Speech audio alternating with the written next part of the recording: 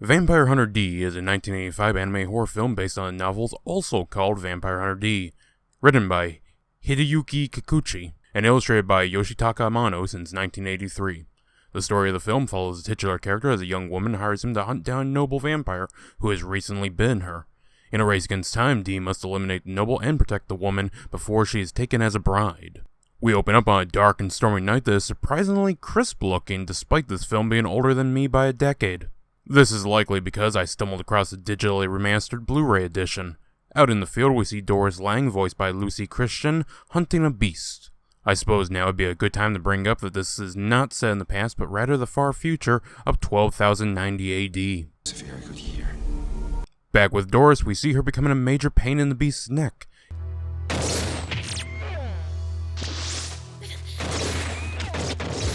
It proves to be rather effective at playing possum, as after a bit of poking, the beast manages to kill her horse. Like a true Belmont, Doris goes for her whip and finally slays the beast. However, all is not well as a new threat approaches, the noble Count Magnus Lee, voiced by David Wald. Missing her crucifix and rifle proving less effective than a las gun, Magnus quickly has his way, and he likes to be theatrical about it.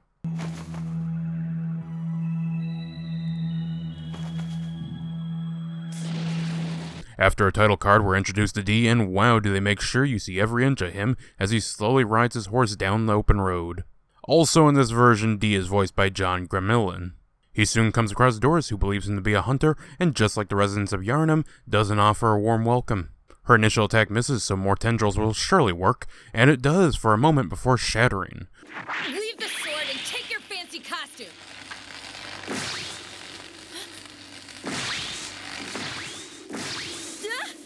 About to ride on, she stops and insists that it was all just a test. She shows the bite marks on her neck from Magnus. Now, some question how she escaped. The answer I see as being most plausible is she just was able to retrieve her crucifix and booked it. Despite a surprising number of dialogue changes in this version, they largely keep some lines very similar to their original form. Don't worry, I can pay for it. I don't have much in the way of money, but I'll give you 3 meals a day, and you can sleep with me if you want to. I don't have much money, but I can feed you 3 meals a day, and as for the rest, I swear you can do whatever you want with me. With a deal vaguely formed, they head back to Doris's farm where they pick up her little brother, Dan Lang, voiced by Shannon Emmerich, and head off into town. It isn't long until the mayor's son, Greco-Roman, voiced by Jay Hickman, arrives to talk privately with Doris. Revealing that he is aware of her being bitten, he tries to offer his services in exchange for a few favors. After all, I'm not only the mayor's son, but I can hire much better hunters than that saddle tramp you found. That's just what friends do. Obviously refusing, he quickly exposes her secret to the town, surprising all but D. While she goes searching for supplies and we see how townsfolk are afraid of her, D gives some advice to Dan. If you're going to cry, don't do it around your sister. Hold it in. Tears are contagious, and right now she needs your hope and encouragement. Smile, even if it hurts. That's what being a man means. Later that night, 2 emissaries of Magnus arrive at the farm. Ray Ginsey, who I'll be calling Bowie, voiced by Andy McAvan. I am Ray Ginsey, and my master commands me to slaughter all fools such as you. And Magnus' own daughter, Countess L'Armica Lee, voiced by Brittany Karbowski, who sounds familiar, but I can't place where I've heard her before. Exactly the sort of thing one would expect from a lowly human. Each side lays out what they want, with Team Magnus wanting to take Doris back to wed Magnus, and D states that his business is with their master, not them. Attempting to use force, D and Bowie do battle, and it's well animated, even if I'm not sure what happened here.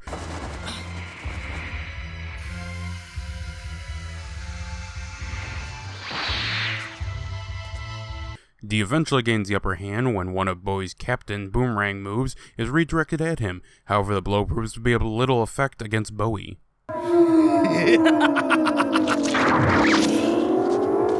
Interesting. I've heard rumors about a mutant who can warp the fabric of time and space. However, D has his own surprise. Ah, I see. He's a Dampier.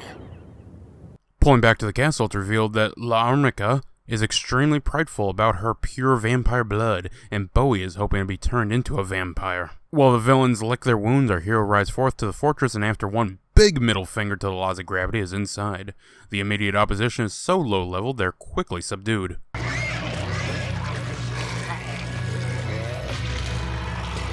The second layer of defenses proved much more difficult, with D drawing his dagger on both, and a ghost jaguar managing to wound him. Smashing his way through, he finds the source of the apparition, but falls into a trap. His cape attempts some Doctor Strange magic, but a quick slice by Bowie sends him down to the depths. Here he finds and is quickly captured by 3 snake women who begin to suck the life from him. While this has all been going on, Magnus's goons manage to kidnap Doris. Wait, if anything happens to them, I swear I'll bite my tongue and kill myself! The Count did instruct me to bring you in intact and unharmed, so I accept your terms. Now put that back in your mouth. It's crude. It is now Magnus reveals what D is. As you can see, the sisters are draining him of his vital essence. Look at the sweet ecstasy on their faces. They've been in the throes of pleasure for half the day. I don't know what this life essence is, but it becomes clear D has just too much stamina for these 3. Switching to his vampiric side, he bites down to one and quickly decapitates all 3. We also get a remark from D's left hand, which I've forgotten to mention so far. The hand is voiced by Andy McAvin, and no, I don't know what or why it is. Apparently, it sometimes appears and sometimes doesn't, but anything more is lost on me. Someone's feeling grumpy. Too bad. It's still your destiny. I wonder, do I really need 2 hands? Fine. My lips are sealed. The Countess, enraged by the thought of a human being integrated into her family, is about to kill Doris before D storms in and stomps her in the nick of time. Seemingly happy to be rid of her, she lets D escape with Doris, and wow, is he making good time as it's only the 48-minute mark. Oh, and that goon squad sent to capture Doris is just ripped to shreds by D. Bowie, who had pursued D but lost him, is now hiding out in town when a messenger from Magnus arrives to deliver him a weapon. All this is overseen by Greco in a surveillance room. Using the kidnapped Dan to lure D into a one-on-one fight, Bowie seems to have the upper hand. However, the candle is in actuality a fake, and said upper hand is swiftly removed. How sad. Done in by your own stupidity. It makes you question your life choices, doesn't it? Damn it! Do you have to be condescending as well? Back with Doris, it seems the good doctor isn't so good, as he reveals to be in fact a servant of Magnus. The Countess appears, revealing her true motives, and kills the doctor before turning her attention to Doris. However, realizing how little Doris wishes to be turned, she denies her chance to kill her. It's the Dampier you care about? I'd rather die than become Count Lea's bride. Just kill me now. However, the ambusher is ambushed by none other than Greco, who's managed to swap candles and quickly subdues the Countess. I'd rather burn in hell 1,000 years than endure your voice another second! Why, you coffin-dwelling tramp! Kill me! Do it now or I promise I'll kill you when I have the chance! Oh, enough already! It's not like I can't lure the Count out with your staked corpse! Leave her alone! She can't even defend herself! I'm just making a point! Oh, come on! Before any horrid fate can befall these women, Dan and Dee show up, shooting Greco off the cliff, and conveniently into the hands of Bowie. Meanwhile, Dee has a chat with the Countess, bringing up the sacred ancestor. So many vampires believe that, and yet your sacred ancestor taught otherwise. Back at the farm, we get some of that good digitally remastered fan service, and I guess these two have a moment? Look, I get it's supposed to be Dee resisting the vampiric urge of bloodlust, but it honestly looks like he's trying not to bust a nut.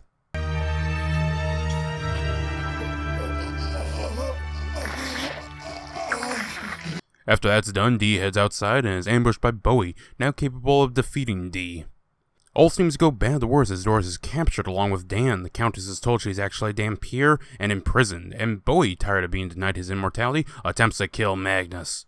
Considering everything around here, it was a pipe dream.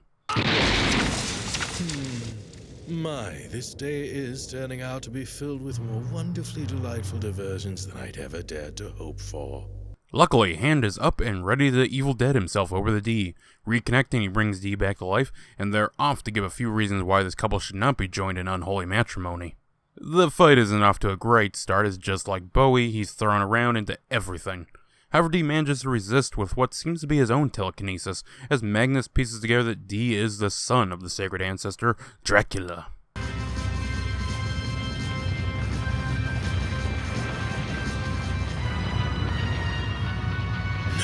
It can't be. You, the offspring of our sacred ancestor. So with Magnus dead, the Countess deciding to go out like a noble stays behind in the crumbling castle. The story concludes with Dee riding off on a sunny day, while Doris and Dan bid him farewell.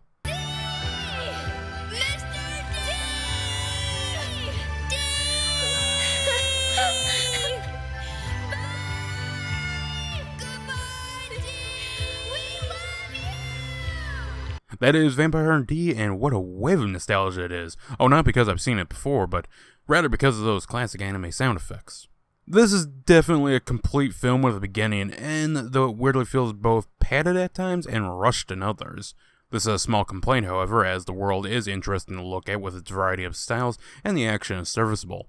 Never having read any of the books and only knowing of the two films, I was still able to keep up with the plot and the going-ons. However, stuff such as the hand never being explained and honestly coming out of nowhere did bug me throughout. Also, the pacing has a lot of back and forth that can honestly start to feel like your princess is in another castle, with how much the cast around Dee is kidnapped and he has to travel around to save them.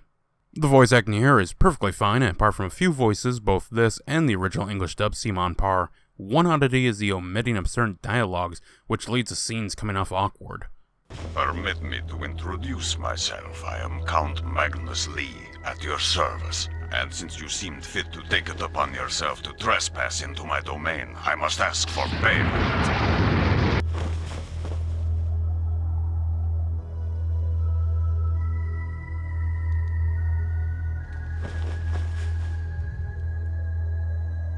Another was the alteration of dialogue, which just went from blatant to innuendo. One major improvement is the lighting of scenes. The original's text screen is so dark, I can barely make anything out, while the remastered puts it all on display. Honestly, an objective improvement. It does have age to its fights, but still manages to hold up well, even if that age is showing in the slightest. The original release of this film was in Japan theatrically on December 21st, 1985, with distribution from Toho and a Laserdisc by CBS Sony Group the same day. An English version OVA was produced in 1992 by Streamline Pictures. In the 1990s, it got several showings on US channels such as TBS, Cartoon Network, and the Sci-Fi Channel. A special edition was released in 2000s, and the digital remastered released August 25th, 2015, with its new English dub. All versions released in North America post-Streamline's release has excluded Magnus's face crumbling and replaced it with a red flash. Observant viewers may have caught the homage to Christopher Lee in the form of Magnus's full name, Magnus Lee. Vampire Hunter D is one of the first anime to specifically target teen and adult males, which considering I own and enjoy the film, you can say this succeeded. The character designs are a mixture of Yoshitaka Amano and the film's animation director, Ashida. Amano you may recognize for his work on the Final Fantasy games. The music, and notably the end credit song, Your Song, was created by Tetsuya Komuro. This is one of a few anime featured in the song Scream by Michael and Janet Jackson. According to IMDb, the sword D uses is meant to be a gross messer, aka great knife. However, it's much more personalized gross messer than most you'll find on the market. The series will go on to serve as a large inspiration for the classic vampire fighting whip-cracking series Castlevania, which this film predated by nearly a full year. While I will say this film is my least favorite of the two, I can still heavily suggest it. Now if you choose the original or the remaster is down to your choice. The better lighting and crisper image makes this a superior version in my opinion.